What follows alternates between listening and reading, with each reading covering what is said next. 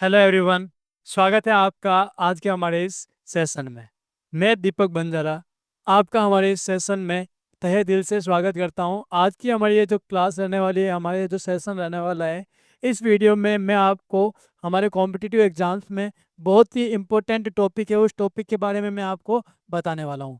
तो वो टॉपिक जो है एक वर्ब से रिलेटेड है, एक प्रीपोजिशन से रिलेटेड है। ठीक है, उससे रिलेटेड हमारे जो एग्जाम्स है, चाहे वो एसएससी का हो, सीजीएल, सीएचएसएल या एमटीएस, या फिर बैंकिंग के एग्जाम्स हो गए, दूसरे कोई भी जो सेंट्रल लेवल के एग्जाम्स है, या फिर स्टेट लेवल के जो एग्जाम्स है जिनमें इंग्लिश का सिलेबस इंक्लूड रहता है और इंग्लिश के सिलेबस से रिलेटेड जो सवाल्स आते हैं वो इस कंसेप्ट में इस आज के सेशन में हम लोग करने वाले हैं। ठीक है, तो जनरली जो है हमारे एग्जाम में जो है प्रीपोजिशन से रिलेटेड सवाल आते हैं। यहाँ पर एक बहुत ही खास और बहुत ही इम्पोर्टेंट प्रीपोजिशन है जिसके बारे में एक कंसेप्ट है और जिसके साथ कुछ वर्ब्स आती है, तो वो अपन जो है उसको बोलते हैं इन्फिनिटिव वर्ब। ठीक है, तो वो प्रीपोजिशन जो है हम उसके बारे में पढ़ रहे हैं।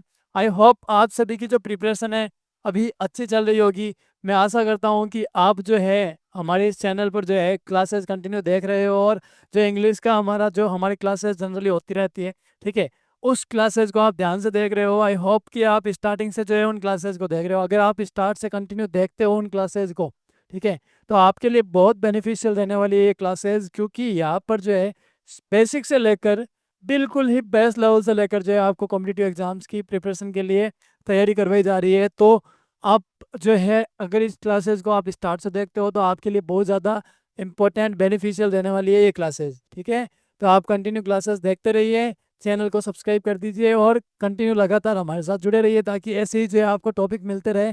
तो आज की जो टॉपिक है उसके स्टार्ट करते हैं। सबसे पहले देखिए, हमारी जो सबसे बात की जाए है कि बहुत ही इम्पोर्टेंट चीज़ है, बहुत ही इम्पोर्टेंट कंसेप्ट है ये वाला, और इससे रिलेटेड सवाल जो है काफ़ी बार पूछे गए हैं कॉम्पिटिटिव एग्जाम्स में, तो वो हम लोग करने वाले हैं आज। वो इम्पोर्टेंट जो चीज़ है वो अभी देखते हैं क्या है। देखो, इम्पोर्टेंट, मोस्ट इम्पोर्टेंट, ठीक है, तो वो है क्या? प्रीपोजिशन। कौन सा प्रीपोजिशन? टू। तो आप सभी लोग जानते हो कि प्रीपोजिशन टू जो है बहुत ही इंपॉर्टेंट है और इससे रिलेटेड जो ये कंसेप्ट है वो तो बहुत ज़्यादा एग्जाम में पूछा जाता है और इससे रिलेटेड सवाल आते हैं, और हम लोग अक्सर जो है कन्फ्यूजन के कारण या हमें लैक ऑफ इंफॉर्मेशन के कारण हम उसको रॉन्ग कर देते हैं। तो वो क्या है कंसेप्ट है सर? टू के बाद हम लोगों ने जनरली सुना होगा, टू के बाद हमेशा वर्ब की क्या आती है? फर्स्ट फॉर्म आती है। क्या? V1 form. To plus V one form जो है वो वर्ब की आती है। चाहे कोई भी सेंटेंस हो उसमें हम लोग ये कंसेप्ट कई बार देख चुके हैं कि जैसे बहुत सारी चीज़ें होती हैं, बहुत सारे सेंटेंसेस होते हैं, उनमें हम देखते हैं कि सर टू के साथ वर्ब की फर्स्ट फॉर्म आ रही है, और जब टू के साथ वन वर्ब की फर्स्ट फॉर्म आती है तो उसको हम लोग बोलते क्या हैं? उसको बोलते हैं इन्फिनिटिव वर्ब। Infinitive verb. ठीक है, देखिए ध्यान से देखिएगा स्टार्ट से लेकर एंड तक इस वीडियो को, क्योंकि ये जो बता रहा हूँ बहुत ही इंपॉर्टेंट कंसेप्ट है। तो यहाँ पर इन्फिनेटिव वर्ब कब बोलते हैं कि भाई जब टू के साथ वी1 फॉर्म अगर किसी सेंटेंस में दिखाई दे रही है तो अपन बोलते हैं ये क्या है? एक इन्फिनेटिव वर्ब है। For example,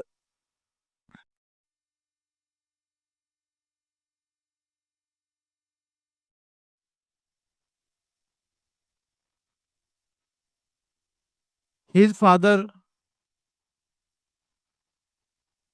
wants two by, his father wants him two by a new bike. उसके पापा उसको एक नई कार मतलब नई बाइक जो है खरीद कर देना चाहते हैं।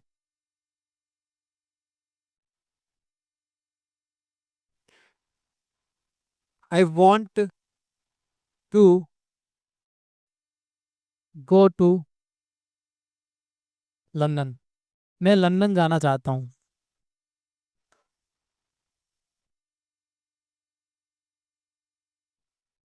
ही केम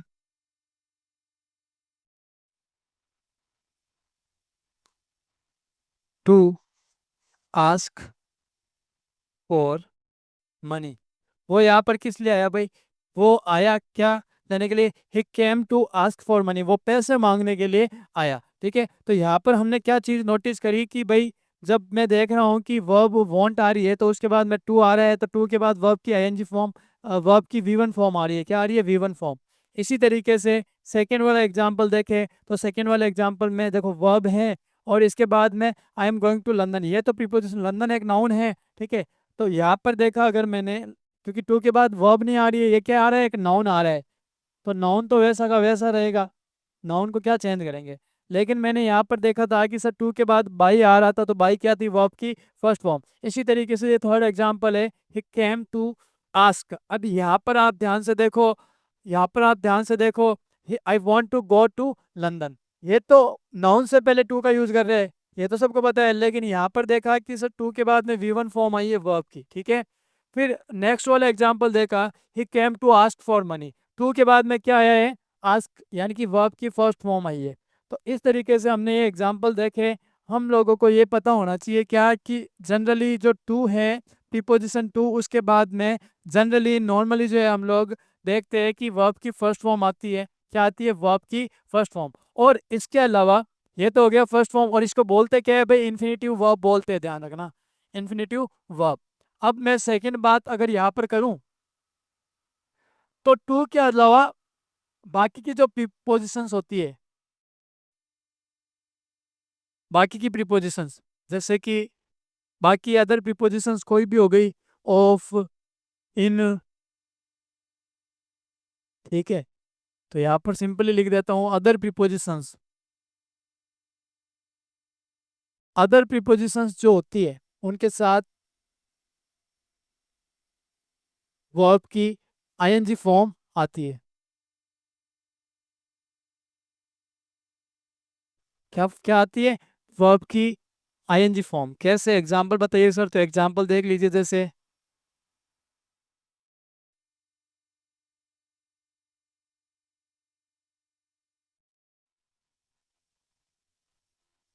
ही is going to market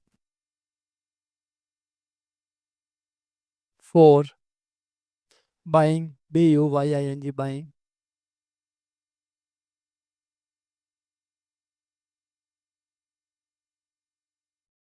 buying vegetables. मान लीजिए कि वो वेजिटेबल्स खरीदने मार्केट जा रहा है। ठीक है, तो यहाँ पर मैंने देखा कि सर वो फॉर क्या है, फॉर एक प्रीपोजिशन है, और प्रीपोजिशन के बाद में कौन सी फॉर्म यूज हो रही है, सर फॉर के बाद बाई का यूज करना है तो आईएनजी फॉर्म में यूज हो रही है। ठीक है,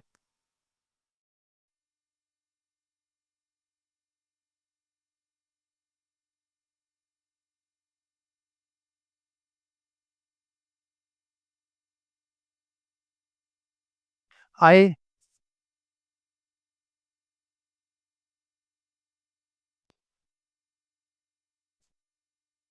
ही is working, he is working hard for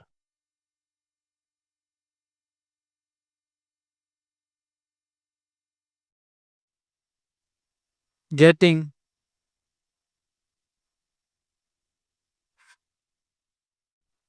good marks.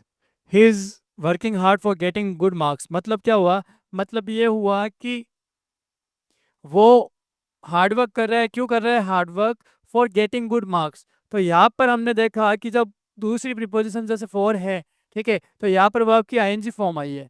ये क्लियर हो गया, क्या पता चला हमें, हमें एग्जाम्पल से पता चल गया है कि भाई टू के बाद वर्ब की तो हमेशा फर्स्ट फॉर्म आएगी, टू के बाद वर्ब की क्या आएगी, हमेशा फर्स्ट फॉर्म। ये चीज हमने देखी।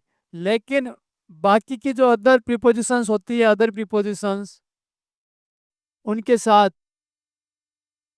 वर्ब की आईएनजी फॉर्म आती है, other prepositions plus V one I N G form आती है। ये ध्यान रखने की बात है। ये कंसेप्ट हम लोगों को पता था ऑलरेडी, अगर नहीं पता था तो अब पता चल गया क्या कि सर वी1 जो है टू के साथ वर्ब की वी1 फॉर्म आती है, इसको हम बोलते हैं इन्फिनेटिव वर्ब। ठीक है, लेकिन अदर जो प्रीपोजिशंस होती है, उन अदर प्रीपोजिशंस के साथ वर्ब की आईएनजी फॉर्म आती है। इस एग्जांपल में हमने देखा। लेकिन कुछ वर्ड्स, अब जो इम्पोर्टेंट बात है वो आपको बताने जा रहा हूं। जैसे इन्फिनेटिव के साथ to to plus V one form आती है, इसको इन्फिनेटिव वर्ब बोलते हैं। लेकिन ऐसा हमेशा नहीं होता है, टू के साथ वर्ब की फर्स्ट फॉर्म आना हमेशा जरूरी नहीं है। कुछ ऐसी वर्ब्स होती है, कुछ ऐसे वर्ड्स होते हैं जिनके बाद में अगर टू आ रहा है, ठीक है, कुछ ऐसी वर्ब्स जिनके साथ टू आ रहा है और उसके बाद हमको वर्ब की फॉर्म यूज करनी है, तो टू के बाद वर्ब की फर्स्ट फॉर्म यूज करते हैं। ये हमको सबको पता था, और यही जानते हुए हम लोग जो है अक्सर गलतियां कर देते हैं एग्जाम में। और वर्ब के टू के बाद वर्ब की फर्स्ट फॉर्म वहाँ पर जो है वो ऑप्शन में रहती है, वो वाला हम फिल करके आ जाते हैं। बट एक्चुअल में कुछ वर्ब्स ऐसी होती हैं हमारे जिनके बाद अगर वर्ब की टू आ रहा है, प्रीपोजिशन टू आ रहा है, तो उसके बाद अगर वर्ब का यूज करना है तो वर्ब की हमेशा आईएनजी फॉर्म यूज करूंगा। तो वो इंपॉर्टेंट वर्ब्स होती कौन सी है, इसके बारे में आज का ये वीडियो था। पूरा जो मोटो था इस वीडियो का वो यही था कि आपको उन वर्ब्स के बारे में बताना जिनके बाद अगर इन प्रीपोजिशन टू का यूज होता है, तो हम वर्ब की फर्स्ट फॉर्म का यूज ना करके क्या करेंगे, वर्ब की आईएनजी फॉर्म का यूज करेंगे। तो इम्पोर्टेंट वर्ब्स जो होती है उसके बारे में हम देखते हैं कि वो कौन सी इम्पोर्टेंट वर्ब्स होती। तो वर्ब्स कुछ ऐसी है, देखना ध्यान से, लिखता हूँ यहाँ पर, और इसको अच्छे से नोट डाउन कर लेना क्योंकि बहुत ही इंपॉर्टेंट कंसेप्ट है और बहुत बार एग्जाम्स में इससे रिलेटेड सवाल पूछे गए हैं। जैसे फर्स्ट वन अगर बात करें, ऑब्जेक्ट, अपोज। अपोज मतलब किसी का खिलाफ होना या कोई चीज जो है हमारे, हम जो जिसको अपोज करते हैं, जिसके विपरीत है, तो वो। इसके बाद में devote,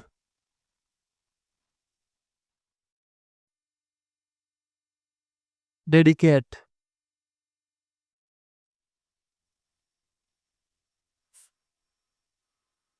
commit, admit,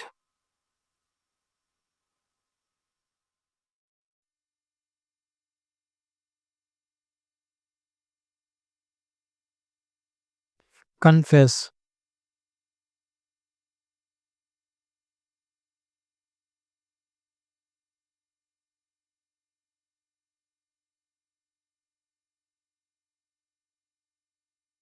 use,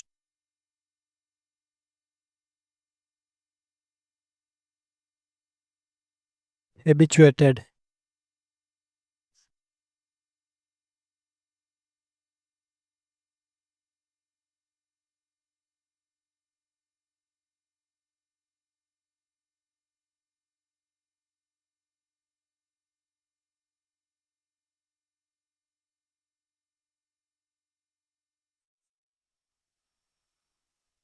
accustomed,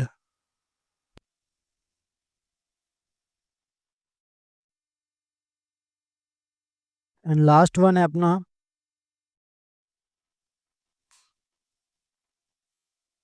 with a view.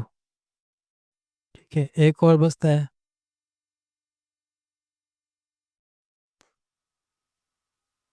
12th one, look forward. तो ध्यान से देखना इन वर्ब्स को, ये जो वर्ब्स है हमारे, कौन कौन सी, object, oppose, devote, dedicate, commit, admit, confess, used to, habituated, accustomed, with a view और लुक फॉरवर्ड टू। ठीक है, इनके बाद में ये वर्ब्स आपको एग्जाम में देखने को मिल जाए, और इनके बाद में आपको एक प्रीपोजिशन देखने को मिलती है टू। कौन सी प्रीपोजिशन सर, प्रीपोजिशन टू। और उसके बाद मेरे को क्या यूज करना है, वर्ब का यूज करना है। किसका, ध्यान देना, नाउन का यूज नहीं करना है, मेरे को वर्ब का यूज करना है। तो आप लोगों को सबको ये बात तो पता है कि सर जनरली जो टू आता है उसके बाद अगर वर्ब का यूज करना है तो वो वर्ब की कौन सी फॉर्म आती है, वी1 फॉर्म आती है। और इस वर्ब को, इस कंसेप्ट को हम क्या बोलते हैं, इन्फिनेटिव वर्ब बोलते हैं या इन्फिनेटिव टू बोलते हैं, इन्फिनेटिव टू। यानी कि टू के बाद वर्ब का यूज किया तो वर्ब की वी1 फॉर्म आ गई। लेकिन अभी मैंने आपको जो बताया, क्या बताया मैंने, ये कुछ वर्ब्स होती है, कौन कौन सी verbs, object, oppose, devote, dedicate, ठीक है, और commit, admit, confess, used to, habituated, accustomed, and with a view and look forward। ये वर्ब्स अगर किसी सेंटेंस में देखने को मिल जाए और उसके बाद मेरे को प्रीपोजिशन टू मिल जाए, तो उसके बाद में जो वर्ब यूज होगी तो ध्यान देना वो वर्ब कौन सी होगी भाई। वर्ब की आईएनजी फॉर्म का यूज करेंगे, प्रेजेंट पार्टिसिपल का यूज करेंगे। किसका? वी1 आईएनजी को क्या बोलते हैं? Present participle. और ये वाला मैंने आपको कंसेप्ट बता दिया था, ठीक है। प्रेजेंट पार्टिसिपल कौन सी होती? बी फॉर्म बताई थी मैंने, तो उसमें जो है इसके बारे में बताया था आप लोगों को। तो ये था हमारा कंसेप्ट आज का, और ये बहुत ज़्यादा इम्पोर्टेंट कंसेप्ट है, इसको आप मस्ट है कि नोट डाउन कर लीजिएगा अपनी कॉपी में, क्योंकि इस कंसेप्ट से रिलेटेड सवाल जो है एग्जाम्स में कई बार पूछे गए हैं। हर एग्जाम में पूछा जाता है। पटवारी में भी इंग्लिश का सिलेबस आता है, एसएससी सीजीएल, एसएससी बैंकिंग के एग्जाम्स हो गए, या जो भी सेंट्रल लेवल के एग्जाम्स होते हैं और स्टेट लेवल के एग्जाम्स जिनमें इंग्लिश पूछी जाती है, उनमें ये कंसेप्ट जो है बार बार आता है। और हम लोग क्या जानते हैं, हम लोगों को स्टार्ट से या बेसिक लेवल पर यही पता होता है कि टू के बाद वर्ब की आईएनजी, टू के बाद वर्ब की फर्स्ट फॉर्म का यूज करते हैं, इसको इन्फिनेटिव बोलते हैं। तो इस चक्कर में हम लोग जो है ऐसी कोई वर्ब आ जाए तो उसको हम लोग क्या कर देते हैं, नेग्लेक्ट कर देते हैं। हम इतना ध्यान रखते हैं कि टू के बाद वर्ब यूज करना है तो फर्स्ट फॉर्म यूज करनी है, तो हम लोग अक्सर गलती कर देते हैं। एक्चुअल में ये जो वर्ब्स है ये सारी ऑब्जेक्ट आपको ध्यान रखनी है। ऑब्जेक्ट यानी कि किसी का हम खिलाफ होते हैं तो ऑब्जेक्ट अपोज, डिवोट, डेडिकेट या कमिट हो गया, ठीक है। एडमिट या कन्फेस करना कोई चीज़, यूज टू यानी कि कोई चीज़ आदत होना, हैबिचुएटेड या अकस्टम्ड का मतलब यही होता है किसी चीज़ की आदत होना, विथ अ व्यू टू यानी कि हम आगे जो सोच रहे हैं उसके बारे में, या लुक फॉरवर्ड आगे जो सोच रहे हैं, हमारी जो एक्सपेक्टेशंस है उसके बारे में हम लोग बात करते हैं, तो ये वर्ब्स का यूज़ किया जाता है। और ये वर्ब्स इतनी ज़्यादा इंपॉर्टेंट है कि इसको आपको मस्ट नोट डाउन करना चाहिए, ठीक है। इन वर्ब्स को नोट डाउन कर लीजिए अपनी कॉपी में, क्योंकि इनके बाद में वर्ब अगर टू आ रहा है प्रीपोजिशन, तो वर्ब हमेशा आईएनजी फॉर्म में आएगी। ये था आज का हमारा कंसेप्ट, और आगे चलते हैं, इनसे रिलेटेड कुछ एग्जाम्पल देखते हैं। तो यहाँ पर एग्जाम्पल्स आपको देखने को मिल रहे हैं, जैसे ही कन्फेस्ड। अब आपको यहाँ पर क्या देगा एग्जाम में, ये वर्ब दे देगा आपको। कौन सी वर्ब? जो मैंने अभी बताई है आपको, ठीक है। ये वर्ब दे देगा ही कन्फेस्ड टू। उसके बाद में ही will not admit the examination. तो यहाँ पर टू के बाद में भी आपको प्रीपोजिशन दे देगा टू, यानी कि जो यहाँ पर वर्ब है उनके जस्ट बाद में आपको दिया हुआ है प्रीपोजिशन टू। क्या दिया हुआ है? प्रीपोजिशन टू दे रखा है आपको। और आपको जो ब्रैकेट्स में वर्ब दे रखी है उन वर्ब्स का यूज करते हुए इन इस सेंटेंसेस को पूरा करना है। तो आप क्या करोगे, यहाँ पर आपको पूरा कॉन्सेप्ट मैंने क्लियर करवा दिया है कि भाई अगर ये वर्ब है, कौन कौन सी वर्ब है मैंने देखा, कन्फेस है, एडमिट है, अपोज है, ऑब्जेक्ट हो गया, ठीक है। डिडिकेट, डिवोट या कमिट मतलब सेम ही होता है, समर्पित होना किसी चीज के लिए। यूज टू है, अकस्टम्ड टू, या ये लुक फॉरवर्ड टू हो गया, या with a view to, with a view to. तो इनको हम लोग ध्यान से देखते हैं। हमको जैसे अभी मैं बता रहा हूँ आप तब कर रहे हो वर्ब की आईएनजी फॉर्म, आपको पता नहीं होता और आपको बेसिक वही कंसेप्ट पता होता कि टू के साथ वर्ब की वी1 फॉर्म आती है और इसे इन्फिनेटिव बोला जाता है, तो अक्सर आप यहाँ पर गलती कर देते हैं और वी1 फॉर्म यूज कर लेते हैं। लेकिन अब क्या करना है, हमको पता है ही कन्फेस्ड आ गया है तो इसके बाद वर्ब की फॉर्म यूज करनी है, he confessed to cheating. Sorry, cheating नहीं है, वर्ब क्या है यहाँ पर? स्टिल, ठीक है। तो यहाँ पर वर्ब यूज करेंगे still. He confessed to stealing, ये दिखाई नहीं दे रहा है ना ढंग से, ये वाला यूज करते हैं। He confessed to stealing the money, ठीक है। उसने जो है पैसे चुराए, इस बात को क्या कर लिया, कन्फेस कर लिया, मतलब उसने एडमिट कर लिया या मान लिया कि उसने पैसे चुराए। He will not admit to cheating the examination, cheating the examination यानी कि उसने एग्जामिनेशन में चीट किया, वो ये बात कभी भी क्या नहीं करेगा, एडमिट नहीं करेगा, कभी भी ये बात नहीं मानेगा, इस बात पर सहमत नहीं होगा कि उसने जो है क्या किया है, एग्जामिनेशन में चीटिंग की है। इसी तरीके से the farmers are oppose to, oppose देखा मतलब टू, और द एग्रीकल्चरल रूल्स। तो यहाँ पर वर्ब है चेंज, चेंज क्या है, हमारी वर्ब है। तो आप क्या यूज करोगे, the farmers are oppose to changing the agricultural rules, यानी कि जो फार्मर्स है वो हमारे एग्रीकल्चरल रूल्स को, कृषि के जो हमारे नियम है उनको चेंज करने के अपोज्ड है। इसी तरीके से next one, the employees are objecting to FDI in insurance, ठीक है। तो objecting to allow FDI in insurance, यानी कि फार्मर से सॉरी एम्प्लॉय जो है, जो कर्मचारी है, वो इंश्योरेंस में, बीमा में एफडीआई को अलाउ करने के क्या है कि विरोध कर रहे हैं या ऑब्जेक्ट है उसके खिलाफ। ठीक है, सी इज डेडिकेटेड या डिवोटेड या committed to helping the poor. क्या होगा, वो जो है गरीबों की हेल्प करने के लिए कमिटेड है या फिर समर्पित है। तो इन तीनों का एक ही मतलब होता है, डेडिकेटेड, डिवोटेड या कमिटेड का मतलब किसी चीज़ के लिए समर्पित होना। तो वो जो है पुअर लोगों की, गरीब लोगों की हेल्प करने के लिए क्या है, कमिटेड है। उसके बाद I am not accustomed to up early, तो यहाँ पर वर्ब क्या यूज करूंगा, गेटिंग अप अर्ली। मैं जो हूँ वो जल्दी उठने का आदी नहीं हूँ। कोई बोलता है कि भाई मैं जल्दी उठने का आदी नहीं हूँ या मेरे को आदत नहीं है, तो उसके लिए ये यूज करेगा अकस्टम टू। यहाँ पर I am use to getting up early. ठीक है, यहाँ पर गेटिंग अप करेंगे क्योंकि उसने बोला है कि मैं जल्दी उठने का आदी हूँ, हैबिट है मेरी। ठीक है, उसके बाद आया the measures have been taken with a view to the companies profit. तो यहाँ पर मेजर का क्या हो जाएगा, मेजरिंग। ठीक है, ये हो गया। और ये जो मेजर्स लिए गए, ये जो मापदंड लिए गए, वो कंपनी के प्रॉफिट के लिए, कंपनी के फायदे के लिए लिए गए, तो इसीलिए हमने ये कर दिया। लास्ट वन है I look forward to see you again. यहाँ पर वर्ब क्या आएगी, सी। तो यहाँ पर हम क्या कर देंगे, I look forward to seeing you again, यानी कि मैं आपसे वापस मिलने की उम्मीद कर रहा हूँ, वापस वापस मिलने का देख रहा हूँ, इंतजार कर रहा हूँ। ठीक है, तो इस सिचुएशन में ये सारे कुछ एग्जांपल्स, आई होप आप लोगों को ये एग्जांपल समझ में आए होंगे। ठीक है, तो बहुत इंपॉर्टेंट एग्जाम्पल थे। अगेन मैं रिपीट करता हूँ क्या चीज़ है, रिपीट ये करना है, यहाँ पर ध्यान देना, आप सभी लोगों को ध्यान देना है कि टू के बाद जनरली वर्ब की फर्स्ट फॉर्म का यूज करते हैं, और इस सिचुएशन में टू को इन्फिनेटिव बोला जाता है और इस वर्ब को इन्फिनेटिव वर्ब बोला जाता है। लेकिन बाकी के जो प्रीपोजिशंस होते हैं उसके साथ हम वर्ब की आईएनजी फॉर्म यूज करते हैं। यहाँ पर ये हमने देखा, his father wants two by a new bike, उसके पापा जो है उसको न्यू बाइक दिलाना चाहते हैं। या his father wants two by a new bike, मतलब उसके पापा नई बाइक खरीदना चाहते हैं। फिर नेक्स्ट देखा, I want to go to London, मैं जयपुर लंदन जाना चाहता हूँ। He came to ask for money, उस वो पैसे मांगने के लिए आया। तो इन तीनों से एग्जाम्पल्स में जो वर्ब है उसके बाद टू के बाद वर्ब की फर्स्ट फॉर्म आई है।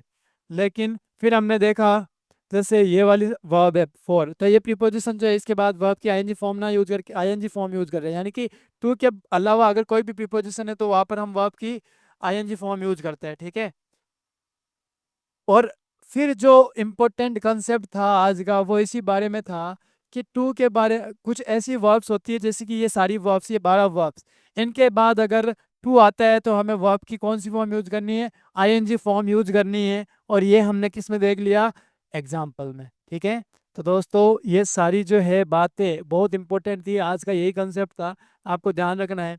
तो सभी लोगों से उम्मीद है, सभी लोगों से आशा है कि वो ये इस वीडियो को ध्यान से स्टार्ट से एंड तक देखें, ताकि उनको अच्छी तरीके से समझ में आए कि आज का हमारा कंसेप्ट था कैसा, और आपको ये जो सेशन है वो कैसा लगा। ठीक है, आपको जो मैंने बताया वो समझ में आया या नहीं आया, इसका आपको जवाब देना है, कमेंट बॉक्स में रिप्लाई देना है, ताकि हमें भी पता चले कि आप कितना जो है हमारा जो कंटेंट है उसको देख रहे हो और आपको वो समझ में आ रहा भी है, नहीं आ रहा है। और आपकी जो भी नीड है भाई, इस तरीके का मतलब जो टॉपिक आप पढ़ा रहे हो, सर ये वाला टॉपिक है इंग्लिश में समझ में नहीं आ रहा है, तो आप इस टॉपिक पर एक वीडियो बनाओ, तो आप जैसा बोलोगे उस अकॉर्डिंग मैं वीडियो बनाऊंगा और आपके लिए जो अच्छा हो सके, जो बेहतर कंटेंट हो वो आपके लिए लेकर आऊँगा। ठीक है, साथ ही आपके लिए जो ये वीडियोज चल रहे हैं, जो हमारी क्लासेस चल रही है, वो आपके एग्जाम के पॉइंट ऑफ व्यू से ही चल रही है, तो आप जो है ज़रूर इन वीडियोज़ को देखें, लाइक करें, कमेंट करें, ताकि हमें पता चले कि आपका डिमांड क्या है, मतलब आप किस टॉपिक को पढ़ना चाहते हो उसके ऊपर भी लेके आए। बाकी हमारे जो वीडियोज़ है वो आप स्टार्ट से देख रहे हो तो आपको हर चीज़ जो है क्लियरली समझ में आएगी, क्योंकि बेसिक से लेकर एडवांस लेवल तक हम लोग यहाँ पर जो है सिलेबस करने वाले हैं इंग्लिश का। ठीक है दोस्तों, तो अच्छा लगा हो ये वीडियो और ये सेशन तो कमेंट्स कीजिएगा, लाइक कीजिएगा, अपने जो भी व्यूज़ है, जो भी सजेशन है कमेंट बॉक्स में जरूर देना। और मिलते हैं नेक्स्ट सेशन में एक बेहतरीन कंसेप्ट के साथ। ठीक है दोस्तों, जय हिंद, जय भारत।